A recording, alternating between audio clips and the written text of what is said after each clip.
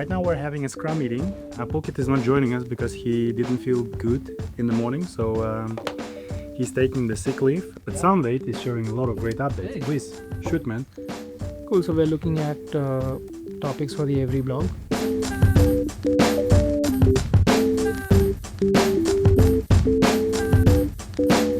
Bro, explain this situation. So this thing like mixes by itself.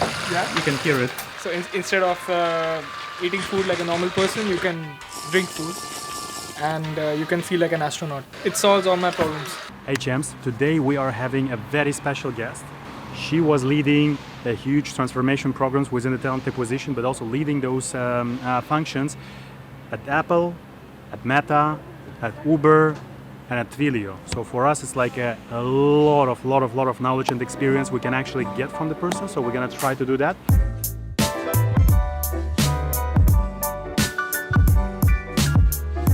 That's it, I'm coming. You are in the entrance D.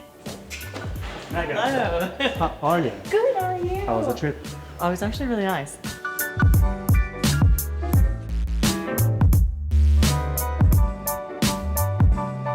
Hello, my name is Meghan Hennessy. I'm coming from a background of big tech. I do global people leadership and talent development for some big names in tech, some of the biggest brands around the world, Uber, Facebook, Apple, to say a few. And excited to be here talking a little bit more about my background and what I do. Meghan, as the person who actually moving from the states, from one state to another state, but also eventually the countries, Yeah. what triggered you? Is this the company triggered you? Are the people triggered you? Or you always had this feeling of the adventurous person? Ooh. I think all of the above. Okay. Like I just like to see new things and explore new places and meet new people. And I am drawn to like certain people. I'm drawn to certain challenges. More just like learning about things. Okay. I love learning about different places, different cultures, the way people communicate in different places, different areas. Amsterdam itself came about probably more generally of, hey, a means to get to Europe. And that was where the office was that I was working at. I didn't think I was going to stay long. I thought I'd be here maybe a year, maybe 2 years. And here I am, 10 years later. 10 years already. Yeah, That's almost cool. 10 years. Okay. Yeah, it's crazy. Indeed. Yeah, I've never been anywhere this long before. It's the only place I ever called home, which is also quite weird. Yeah, and it's stuck. So here I am. But it's a nice place to be. It's a nice place to be. People are really cool. Exactly. I think it's all about the people. Yeah, exactly. Okay. It's also very international, but still very. You still get like the Dutch culture and everything as well, which is very cool. Meghan, Yeah. as someone who worked with the best talents across all these great companies, if we can actually have an opportunity to go back to one of these companies, and you specifically, which company that would be? I think if I had to answer one, I'd probably say Apple because that was the longest time ago. Okay. And I'd love to see the change Okay. and how it is different from before when I was there. And Okay. what kind of new challenges they're facing, or challenges that they're facing outside of where I was working in California with them. Okay. What is so special about the Apple? It's the people. I think that's what it is for all of these places is the people. The people are just so interesting, amazing. Like everyone I've worked with is just. I will say every place I've gone is, wow, these people are incredible. They all are so on top of everything and doing things that I would never think of. And you then get an opportunity to develop all those people as well. And I think Apple, too, really taught me a lot about kind of what good leadership is and good movement is. Because I had the great opportunities to do a lot of different things at that company, and that really was more down to the leadership that I had, kind of growing me and pushing me and developing me into different areas. Okay. So maybe that's also why it sticks out, is that's kind of where my leadership passion kind of came in. And what is the Apple way of leadership? I think it's a lot of what we actually talk about today in leadership, of like vulnerability and growth and development and coaching and guiding and growing people that way versus, you know, the old management style that we're kind of phasing out of, you know, just do this or something. Yeah. But it's nothing new. It's just that's kind of what stood out as their leadership there. Okay. Yeah.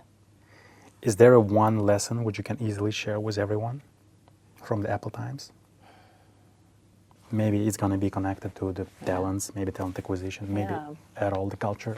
I don't know that it was even necessarily specific to there, but I think something that always sticks with me as a leader is one of my leaders first kind of gave me the advice of like, look, you don't need or necessarily even want everyone to like you, but you do want, or it's helpful for everyone to have respect for you, because that helps you get through things and helps you challenge things and helps you grow people, versus if you're just trying to get everyone to like you, then you know, you're going to try do things to make people like you versus do things that you maybe should do or want to help other people do. And that for me is really huge, and I think it's also a big thing that's so helpful for first-time leaders, because if I even think back to myself, when I first became a leader, I did want people to like me. You know, I wanted my team to really like me as, oh, the cool leader, instead of actually helping them and impacting them and growing them and having difficult conversations with them.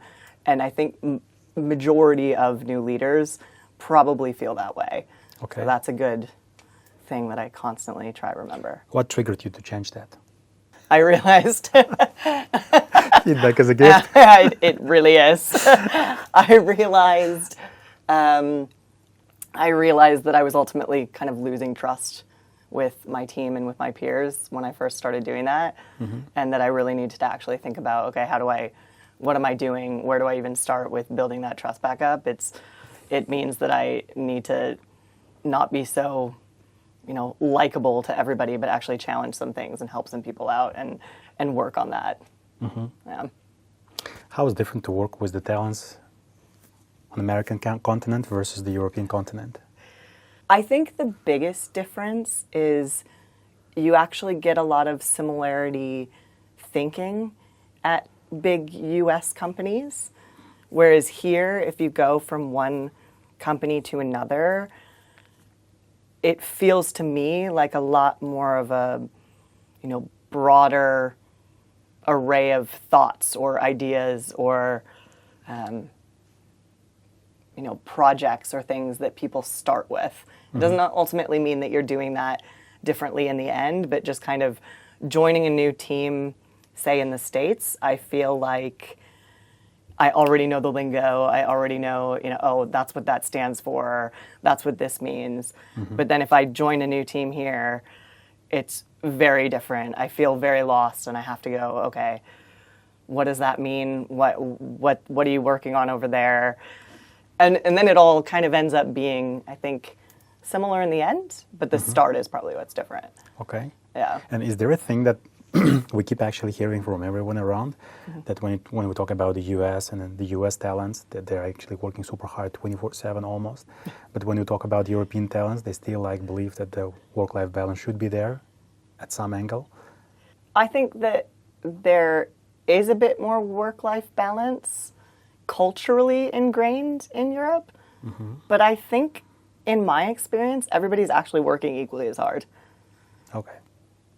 Depends on the company. It depends on the company, and it usually comes down to the company and the cultures, I suppose. But everyone in my experience is usually working equally as hard.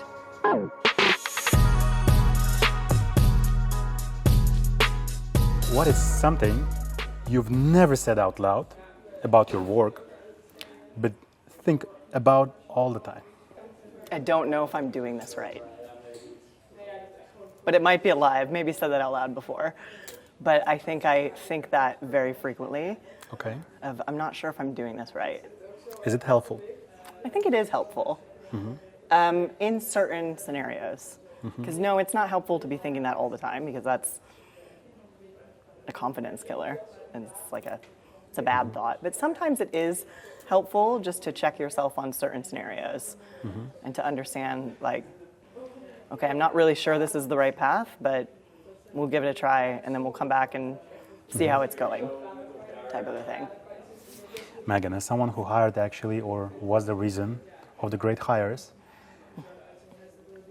do you also feel that you're responsible for the great people being inside the company? That sometimes the great people cannot be there because of you or because of your team? I feel like maybe because it comes from like I had a recruiter tell me this early in my career. It's like, we're not saving lives, we're changing them. I like it. Okay. So I usually think more of the positivity of, just because we say no now doesn't mean that that's a no in the future. You should be staying in touch with people. You should be coming back to people that maybe just weren't quite right for the role in the moment. So maybe that's why I don't often think about it, of kind of the negative side of, ooh, Okay. we're really not, like, we're responsible for that person not getting this per se. But it is a good thought of, ultimately you are a bit of a gatekeeper at a company. Yeah. And what fits and what doesn't fit. Yeah. I don't know. I didn't think about that one. Okay. Is there a thing about the culture thing? Like, because every time we hear that expression a lot from the hiring teams, it's just not culture fit, I try to teach that to not be a thing. Okay. But How do you do that? but at the end of the day, I think there are certain companies or certain company cultures where you might run into that, and it's just the culture that they're building, like that they're looking for a particular kind of fit and type of work style, thought, etc. But I do really try to teach that to not be a thing. Okay. I usually frame it as more of like a culture ad, because you need a bit of that kind of diverse thought Yeah. when you're looking for someone new for a team. Or, maybe you're looking for a more experienced leader than what you have, and so they're filling a gap. Or maybe as a leader, you're looking for someone on your team that's going to be succession planning for you. So you're hiring someone that's actually smarter than you. Yeah. And maybe like none of that to me can be captured in culture fit. That's more of culture ads, team ads, development opportunities, those types of things. Is there a way actually that you can digitalize it? Yeah, I don't know. So we can actually get rid of all these biases, but also Yeah. like hunch? Yeah, I don't know, because this is the big question I still have, because my brain goes down all these different avenues of, you should be able to, because technology and AI should be able to remove bias. But then I also question how biased it actually is, because what's it learning from? It's learning from the most common biases that are out there. So then I get in this big conundrum of, I'm really not sure that we can do that, at least right now. So imagine that the CEO came to you Yeah. and said that, okay, we need to cut your entire team. Same hiring goals, figure out how to do it with technology, your call. I'd say it's not possible. I mean, I think the reality of the world that we live in is you probably won't need organizations the size that they historically have been. You probably won't need, hundreds of recruiters to complete thousands of hiring goals like we always have before. But you are still going to need people. You're not going to be able to only rely on the technology. I think what it's going to do is change the way that we look at and build what we call talent acquisition. So, for example, I already even build organizations with this mindset of, it's not really talent acquisition, it's more talent. So it should encompass, advisory, it should encompass talent development, it should encompass internal mobility and movement, so that you're more looking at a whole life cycle of an employee from your talent team and talent lens. So if I were told to cut an entire talent team, Okay. and do it with technology, I'd say, look, it's not possible. Okay. Not only do I not want to do that for human reasons, but it's just not possible. You might be able to scale it back. You might be able to move certain people to do other roles or reshuffle exactly what they do and how they do, look at career ladders differently. And again, like I said in the beginning, the days of massive, huge teams, yeah, you probably don't need massive, huge teams all doing the same thing. Okay. But it doesn't mean you don't need them at all.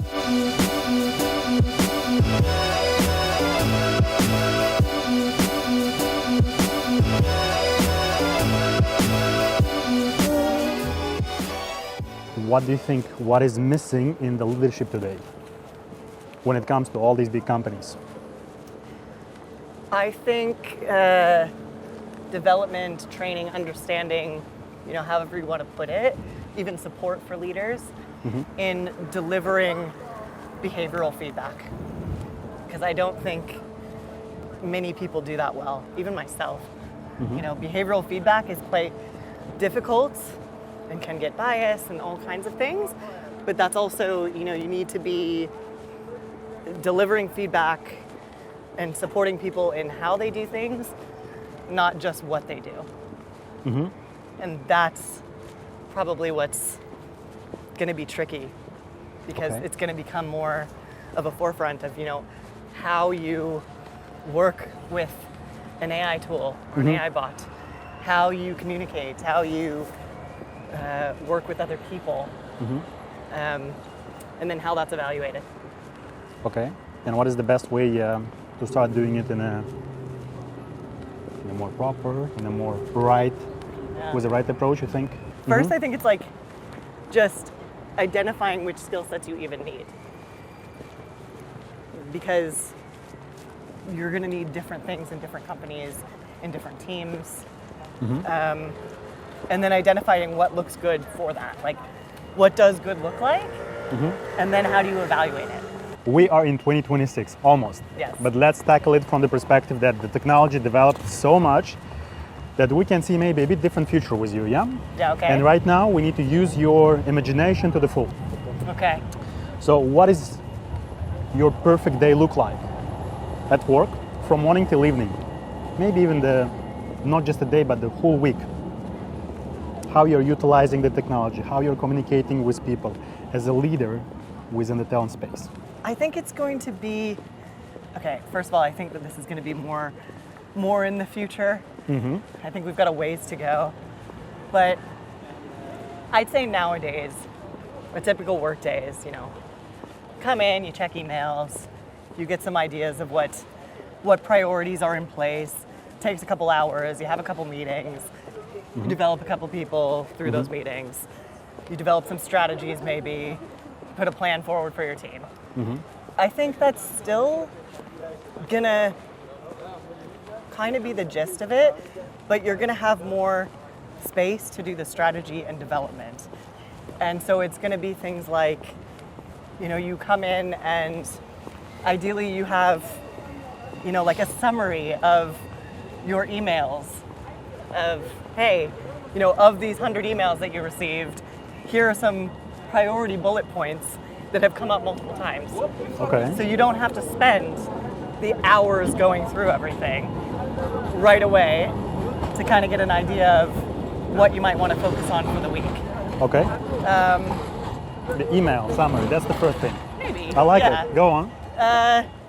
And then I'm going to guess, you're going to have a lot more time to connect with people, but also probably have parts of your day where you're not actually connecting with people. Instead, you're maybe giving direction on what tools, or a lot of people talk about AI bots that you're leading.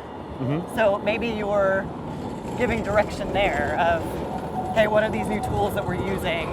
How are they mapping out? What's working, what's not working? Having more discussion and things like that. I think also every leader is going to be a lot more ingrained in the actual business and what's profitable and how it's working. And so every conversation that you have, maybe it's just because I'm coming from a people side where we're not so typically involved in that, but it's going to be a lot more of how does this tie to the actual business and profit, and what do we need to do to support that? So I think those are going to be the more broader strategy conversations that you're having. Let's imagine that you are not just a people leader, but you're basically CEO of the company. What would be the 3 things you're gonna optimize or automate or put on the shoulder of the AI in 2026? I would actually, probably a bit controversial, I would stay very small with Lean, okay. well, just very small with the implementations right now. It doesn't mean I wouldn't do it and lean into it more and more, but I think with the technology that's out there, I would stay very basic of like, you know, scheduling things, the very administrative things. That's technology. What they see that the most of the TA people and also the teams, they waste the time, theirs and also the candidates, but also the companies. And then you were saying that in the bigger picture, yes, but then you need to go deeper. Yeah, I think it's like certain teams, certain organizations, certain companies, no. But if you're looking at the bigger picture, yes, I could see that. I think even, like, you know, I've been a candidate now for the first time in years, and I can see it there of, you know, some places just don't have that really nailed as far as how you do candidate, you know, how you manage a candidate through a process, or like how frequently you follow up, or what kind of communication is needed. And it's still kind of, you know, in what we used to talk about years ago. Yeah. So I think there's a lot of stagnant, not moving forward. So I could see how that would be coming up. Okay. And do you think there is a way to improve the candidate experience a lot already for a lot of companies out there? I think so, because I think a lot of them have very quick, easy wins with candidate experience that they maybe haven't thought of doing or haven't realized is even happening. Even from a standpoint of, I think a big challenge I hear when I speak to the community is, you know, we're getting inundated with applications, so we can't even follow up with everyone. Yeah. Whereas, you know, you can do very simple mass follow-ups that are clear, transparent communication of, you know, I've even received some myself of, hey, this is great, but we've actually got so many candidates that we've got to cut it off somewhere. So we'll stay in touch with you. Yeah. Type of a thing, instead of just leaving individuals to wonder, you know, kind of what's going on, what happened. So I think it's more of just quick, easy wins of back to the basics of communication, where maybe some of us are so stuck in compliance and things of, oh no, we can't say that. You can easily say, hey, this is what's happening, but let's stay in touch. As someone who actually never worked in all these big tech companies, I'm very curious about one thing. Oh no. Because you were hiring the genius, right? I mean, all these people are genius, be it at Apple, Meta, or Uber. And for me, the question, is it really about the genius, or there was something else you were really looking for in this hiring process? It's often potential as well. Especially when you're hiring at all different levels, as you're looking at the potential and the individual skills and behaviors that add into that. Because what you need now isn't necessarily going to be what you need in even 6 months, especially at those places that are moving so quickly. Yeah. So you can't be filling a gap of, I need this particular person or skill set or thing, and expect that to be the only thing you're evaluating on. I love this one. You know what? I made a separate post about it. How you need to hire. Perfect. Wow, this is sync. Yes. Okay. How you would do Confirmation. that? How you would do that? Evaluating the potential. A lot of it comes down to actually very basic interview training of are you only looking for the right answer, or are you evaluating how they're getting there? What they're thinking, or how their thinking is, what their experience was in their example. And it's a bit tricky, because I think then a lot of it also comes down to the way that you set up your process and perhaps have debriefs at the end of everything, so that you're all discussing and you're all kind of countering each other on, is that really what we want to be evaluating on, or is that really a breaking point for what we need or what we don't need? And that's probably the discussion points are probably what's the most important part in figuring that out. I love this. Okay, the discussion, that's what we need to have more. Yeah.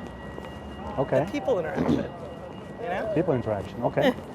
Meghan, what would be the advice for someone who is just starting in the talent acquisition space right now, maybe as a super junior, and want to become a head of TA one day? Yeah, that's tough, honestly. Given the time, yes. Yeah. I would say stay curious and open and learn as much as you can from as many different, business lines or center of excellences, whatever you call them at your organization, because chances are you're going to need to know a very generalist variety of things. And so that's where I would start. That's a great piece of advice. Yeah.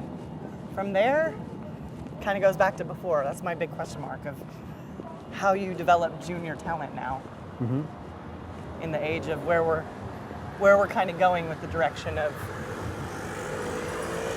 work and skills needed. Meghan, as someone who actually not only focused on the talent acquisition, but the broader people agenda, the talent agenda, what would be the advice for someone who's actually already head of CA, but they really want to move towards the managing the whole people agenda? What they have to think about now? I think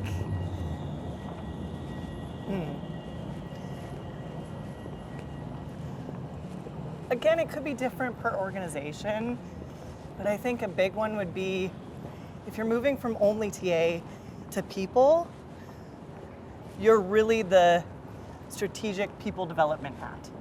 So how are you developing people? What's important to people?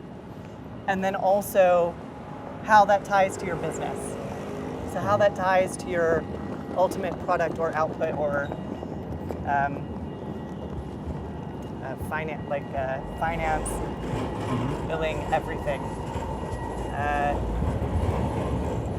So it's kind of shifting from, I'd say, a traditional head of TA focuses pretty hands-on, where do you find the best talent, to switching to how do I develop the best people and team for the organization.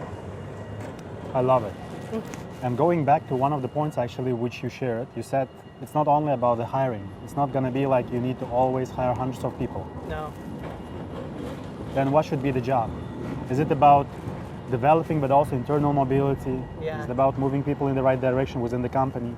Yeah, I think it's about looking at talent as a whole and where you're finding it in the company, how you're developing your leaders to do it, and what discussions you're having to understand what your whole talent landscape is and who's adding to what areas of that. Because you very well, like in a perfect future, we very well could be living in a time where actually that sales account executive is going to be your perfect recruiter tomorrow. Yeah. Without even interviewing for that role, just knowing by talking to their leader, this person has these 3 skill sets you're looking for. Yeah. They're looking for a career development move. Yeah. So let's put them over here. And who knows, maybe your head of sales can be actually a great head of HR tomorrow. Exactly. But you would never imagine that Yeah, if you're but really not focusing If there. you're not looking at what their skill sets are Exactly. and what their strengths are and how they fill in, Mhm. you wouldn't guess that. Are we then talking about the technology which is missing in the organizations? Yes. Because that would be the core technology you would Yes. invest your time. In a people organization, I would love to invest in a tech that allows you to very easily somehow note or tag, here are the strengths of my individuals and here are the career paths that I want to put them on as a leader, and just have that integrated throughout the organization so that you're a step closer to actually being able to do that. Okay. I love this. Yeah. So basically Ideas. then, Yeah. no, not just ideas, but I think it's about ensuring that you always have the best talents. Exactly. How? That's exactly how you just described. Yeah. Because Okay. even your best talent at some point is going to possibly grow into a position that's maybe not your best talent anymore in that role. Exactly. But they still can deliver if you really know where to push them. Exactly. Okay? Yes. Know the game. It's rock, paper, scissors. Okay. If you win, then you can choose one of the merch. So we have the hoodie, Okay. or you can get actually umbrella. You're gonna choose and we're gonna send it to you. Which one you would choose? Well, the umbrella. It's Amsterdam. It's Amsterdam. Okay, then this umbrella. Rock, paper, scissors, shoot. Rock, paper, scissors, shoot. 1-0. Rock, paper, scissors, shoot. 2. Rock, paper, scissors, shoot. That's I'm it. really bad at rock, paper, scissors.